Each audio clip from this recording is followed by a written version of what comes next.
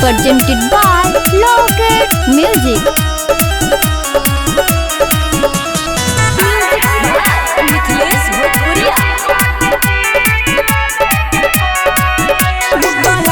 लगा के काजल हो पहिले पिया हमारा के पागल हो आँख में लगा के काजल हो पहिले पिया हमारा के पागल हो बस में न बाटे मनवा दीवाना बाटे भइल नीली नीली आँख वाली लड़की आए हाय हाय हाय चोरी के दिल लेके गइल मेला में के माला वाली लड़की आए हाय हाय हाय चोरी के दिल लेके गइल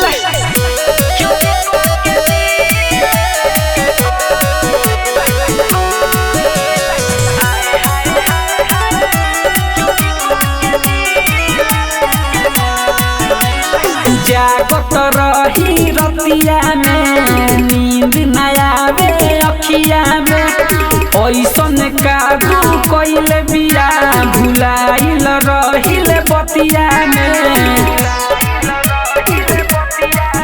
धड़कावत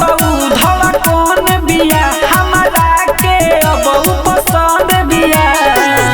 प्यार वाला तीर हमारा दिल में हल गइल नीली नीली आँख वाली लड़की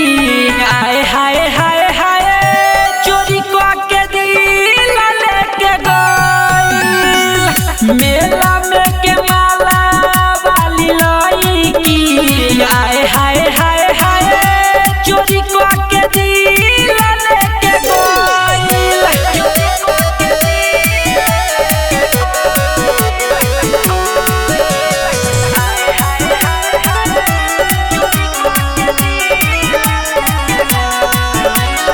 जहाँ रही तहाँ याद आवतिया हर पल हो ओकरे ख्याल में डूबल रहता रे शर्म सागर हो मन कोइले दिलालन छोड़ी ना जाहो प्रपोज करे के बाइरादा हो आज बाबू झाइल ओकर जादू बाटे